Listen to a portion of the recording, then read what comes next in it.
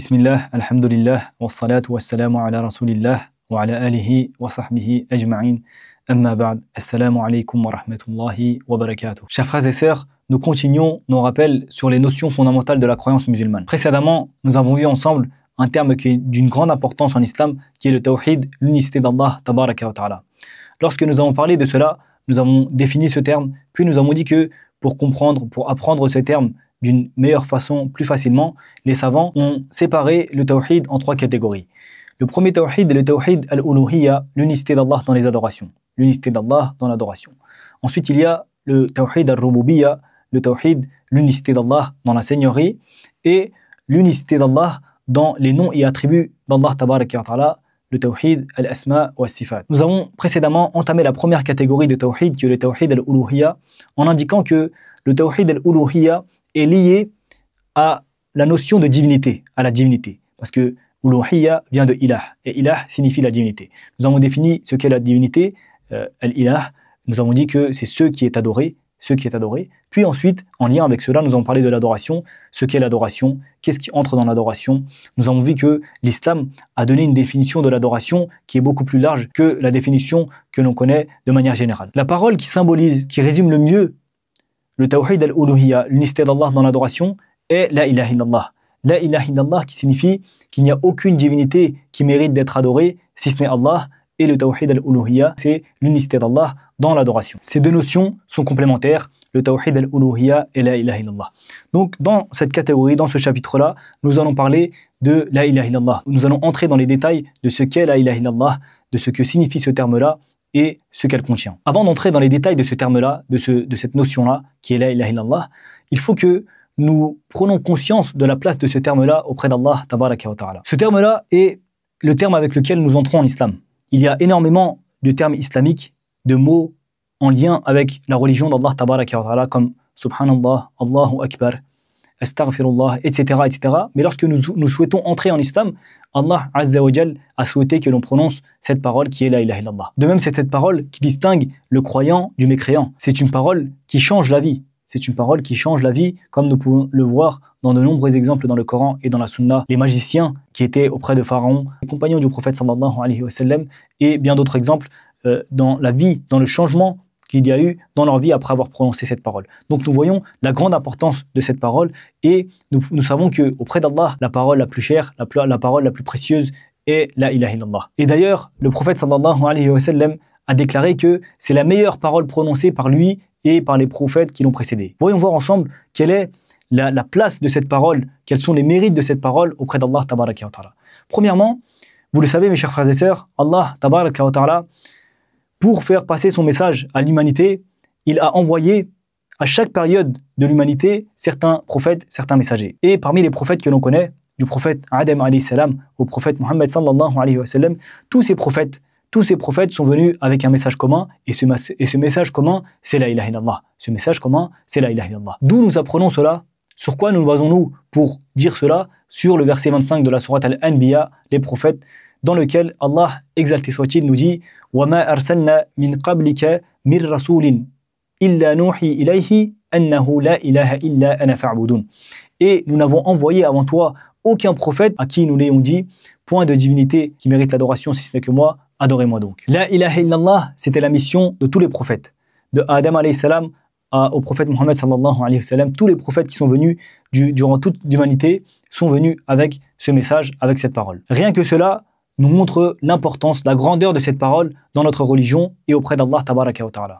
Adam alayhi salam, Nuh, Ibrahim, Ismaïl, Ishaq, etc., jusqu'au prophète Muhammad sallallahu alayhi wa sallam, chaque prophète, sans exception, sont venus avec cette parole. Ils ont appelé leur peuple à cette parole, malgré les problématiques différentes de leur peuple, malgré, pour certains, des législations différentes. Chacun des prophètes est venu avec cette parole et cela nous montre la grandeur, l'importance de la ilaha illallah. Aussi, cette parole protège la vie et les biens des croyants. Elle protège ce qu'il peut y avoir de plus important pour une personne, c'est-à-dire ses biens et sa vie. Le messager d'Allah sallallahu alayhi wa sallam dit concernant cela: Man qala la ilaha illallah wa kafara bima yu'badu min dunillah haruma maluhu wa damuhu. Celui qui dit la ilaha illallah et renie toutes les divinités en dehors d'Allah verra sa vie et ses biens préservés sous la protection de l'islam. Aussi, c'est une parole pour laquelle on combat. Les prophètes ont combattu pour la ilaha illallah, ils ont combattu pour cette parole. Le prophète Mohammed sallallahu alayhi wa sallam nous dit أمرت أن أقاتل الناس حتى يشهدوا أن لا إله إلا الله وأن محمدا رسول الله. J'ai reçu l'ordre de combattre les gens jusqu'à ce qu'ils attestent qu'il n'y a d'autres divinités qui méritent l'adoration si ce n'est Allah et que Mohammed est son messager. Un autre point important que l'on peut citer concernant les mérites de cette parole, l'importance de la ilaha illallah, c'est le fait que cette parole est la clé du paradis. Le prophète sallallahu alayhi wa sallam nous dit la clé du paradis est la ilaha illallah. La ilaha illallah est la clé du paradis, mais cette clé-là a des dents et ces dents sont ses conditions. Donc pour que la ilaha illallah soit bénéfique pour nous, c'est-à-dire qu'elle ouvre cette porte du paradis, il faut que nous mettons en application ces conditions, les conditions de la ilaha illallah que nous allons voir dans la suite de nos cours avec la permission de notre Seigneur Tabaraka wa Ta'ala. Pour celui qui prononce cette parole avec sincérité et qui agit en conséquence, Allah Tabaraka wa Ta'ala lui interdit l'enfer. Le messager d'Allah sallallahu alayhi wa sallam nous dit aucun serviteur qui meurt en disant la ilaha illallah entrera en enfer.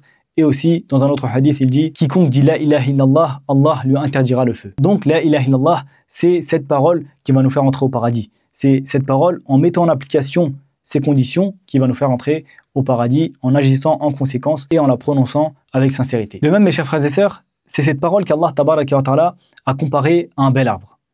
Allah, exalté soit-il, dans le Coran, pour expliquer certains sujets, pour faire comprendre des sujets qui sont importants aux serviteurs, il propose certaines paraboles. Et dans la sourate Ibrahim, il propose une parabole concernant la parole de l'unicité la ilaha illallah. Il dit Alam tara kayfa daraba Allahu mathalan kalimatan tayyibatan ka shajaratin tayyiba asluha thabitun wa far'uha fis sama. N'as-tu pas vu comment Allah propose en parabole une belle parole? Quelle est cette belle parole? Un bel arbre dont les racines sont solides et dont les branches s'élèvent vers le ciel. Tu'ti ukulaha kulla hinin bi'idni rabbiha wa yadribu Allahu al-amthala lin-nasi la'allahum yatadhakkarun. Il donne ses fruits à chaque saison par la permission de son Seigneur. Allah donne des paraboles à ses serviteurs afin qu'ils réfléchissent. Ici, dans le verset de la sourate Ibrahim, Allah Tabaraka wa Ta'ala compare une belle parole à un bel arbre dont les racines sont fermes et dont les branches s'élèvent vers le ciel. Concernant cela, Ibn Abbas commente ce verset de cette façon. Il dit que n'as-tu pas vu comment Allah propose en exemple une bonne parole semblable à un bel arbre signifie que la bonne parole est la ilaha illallah et l'attestation de foi, que le bel arbre représente le croyant, que le bel arbre représente le croyant. Les racines fermes symbolisent cette parole fermement, solidement ancrée dans le cœur du croyant et les ramures, les branches qui s'élèvent dans le ciel illustrent les œuvres du croyant qui s'élèvent vers le ciel grâce à cette parole. Donc l'exemple que donne Allah Tabaraka wa Ta'ala dans ce verset, lorsqu'il dit que il donne en exemple une bonne parole, la bonne parole c'est la ilaha illallah, c'est kalimatut tawhid. Et cette bonne parole, la ilaha illallah, il l'a fait ressembler à quoi? À un bel arbre dont la racine est ferme. La ilaha illallah, c'est quelque chose de solide, ancré dans le cœur du croyant, et sa ramure, ses branches s'élèvent dans le ciel. Donc cet arbre-là donne des fruits. Cet arbre-là est profitable et bénéfique pour la personne. Pourquoi? Parce qu'elle fait qu'elle œuvre dans le sentier d'Allah et ses actes, ses œuvres s'élèvent dans le ciel grâce à cette parole. Le messager d'Allah sallallahu alayhi wa sallam avait fait une comparaison similaire. Il avait fait ressembler le croyant, le musulman, à un dattier. Ibn Umar radiallahu anhu nous raconte qu'un jour il était dans une assemblée où il y avait le prophète et il y avait des grands compagnons, des compagnons qui étaient plus âgés que lui. Et le messager d'Allah sallallahu alayhi wa sallam a demandé parmi les arbres, il y a un arbre dont les feuilles ne tombent pas et qui est semblable aux musulmans. Savez-vous quel est cet arbre? Les compagnons présents dans l'assemblée ont cité divers arbres du désert et Ibn Umar radiallahu anhu dit que j'étais présent dans cette assemblée et il m'est venu à l'esprit que c'était le palmier. L'arbre dont parle le messager d'Allah sallallahu alayhi wa sallam est le palmier. Mais étant donné que j'étais le plus petit dans cette assemblée et qu'il y avait des grands compagnons, je n'ai pas osé prendre la parole. Et ensuite, le prophète sallallahu alayhi wa sallam a dit, c'est le palmier. Le palmier a des racines profondes et solides, tout comme la foi du croyant, tout comme la ilaha illallah, comme nous venons de le dire. La ilaha illallah, une fois qu'elle rentre dans le cœur du croyant, elle a ses racines qui sont dans le cœur et qui sont solides. Il en va de même pour le palmier. Ces fruits sont bénéfiques en toutes circonstances, tout comme le croyant qui produit constamment des bonnes œuvres. Allah Azza wa Jalla nous dit dans la suite du verset يُثَبِّتُ اللَّهُ الَّذِينَ آمَنُوا بِالْقَوْلِ الثَّابِتِ فِي الْحَيَاةِ الدُّنْيَا وَفِي الْآخِرَةِ وَيُضِلُّ اللَّهُ الظَّالِمِينَ وَيَفْعَلُ اللَّهُ مَا يَشَاءُ. Allah affermit les croyants par une parole ferme dans la vie présente et dans l'au-delà, tandis qu'il égare les injustes et Allah fait ce qu'il veut. Allah Tabaraka wa Ta'ala nous dit que cette parole, par le biais de cette parole qui est la ilaha illallah, kalimatut tawhid, Allah Azza wa Jalla affermit le croyant sur terre et dans l'au-delà. Il affermit le croyant sur terre en le guidant vers la foi, vers le bon comportement, vers les bonnes actions. Et comment est-ce qu'il raffermit le croyant dans l'au-delà? Lorsque nous allons mourir et que chaque homme va être confronté, va être sujet aux questions des anges qui vont être: qui est ton Seigneur? Qui est cet homme? En parlant du prophète sallallahu alayhi wa sallam. Et quelle est ta religion? Lorsqu'ils vont poser ces questions-là, c'est la ilaha illallah. C'est cette parole, c'est l'application de cette parole qui va raffermir nos pas et qui va nous permettre de répondre avec assurance. Qui est-ce qui nous dit cela? Que c'est la ilaha illallah qui va nous protéger dans notre tombe? C'est le messager d'Allah sallallahu alayhi wa sallam, lorsque dans un hadith, il nous dit que lorsque le croyant est interrogé dans sa tombe, il témoigne qu'il n'y a de divinité qui mérite adoration si ce n'est Allah et que Muhammad est son messager. Et ensuite il ajoute: c'est ce que signifie la parole d'Allah: yuthabbitullahu alladhina amanu bil qawli thabiti fil hayati dunya wa fil akhirah. Allah affermit les croyants par une parole ferme sur terre et dans l'au-delà. Nous voyons donc que cette parole, si nous l'appliquons correctement, si nous la comprenons correctement, va nous permettre d'être stables sur notre religion, de ne pas dévier dans les chemins qui vont nous mener à la perdition et d'être sauvés du châtiment de la tombe, d'être stable, de répondre avec assurance aux questions des anges lorsque nous allons entrer dans notre tombe. Après le passage dans notre tombe, comme vous le savez mes chers frères et sœurs, nous allons rendre des comptes à Allah Azza wa Jal. Nous allons rendre des comptes le jour du jugement à Allah Tabaraka wa Ta'ala. Et ce jour-là, pour peser nos actes, pour peser nos actions, il y aura une balance que l'on appelle al-mizan. Le jour du jugement, tous les actes de chaque personne seront pesés sur une balance avec une précision absolue.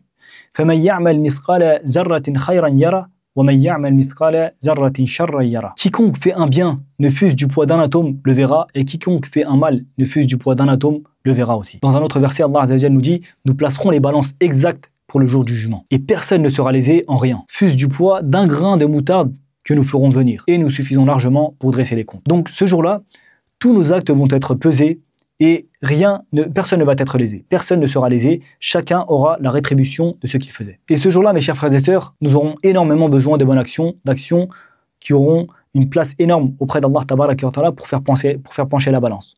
Et l'action la plus lourde, l'action qui pèse de plus lourd le jour du jugement est la parole la ilaha illallah, l'application de la ilaha illallah, l'application du tawhid d'Allah Tabaraka wa Ta'ala. Nuh alayhi salam, lorsqu'il était sur son lit de mort, il a dit à son fils: je t'ordonne la parole de l'unicité, je t'ordonne la ilaha illallah, je t'ordonne le tawhid. Pourquoi? Parce que si on plaçait le tawhid d'un côté de la balance et qu'il y a les 7 cieux et la terre de l'autre côté, alors la ilaha illallah pèsera plus lourd. Donc Nuh alayhi salam nous a appris que la ilaha illallah pèse plus lourd que les 7 cieux et la terre. La ilaha illallah pèse plus lourd que les 7 cieux et la terre. Aussi, le messager d'Allah sallallahu alayhi wa sallam nous parle d'un homme de sa communauté qui va venir le jour de la résurrection rendre des comptes devant Allah Azza wa Jal, et devant la balance, il va venir avec 99 registres de mauvaises actions. Chacun de ces registres sont aussi longs que l'œil ne peut voir. Et Allah Azza wa Jal va lui demander: renies-tu une chose de ces registres-là? Renies-tu quelque chose qu'il y a écrit ici? As-tu une excuse? Cette personne va dire: non, non mon Seigneur, je n'ai aucune excuse. Alors Allah lui dira: tu as pourtant auprès de nous une bonne action et aucune injustice ne te sera faite aujourd'hui. Puis une carte sera apportée sur laquelle il y aura écrit: Ashhadu an la ilaha illallah wa ashhadu anna Muhammadan abduhu wa rasuluh.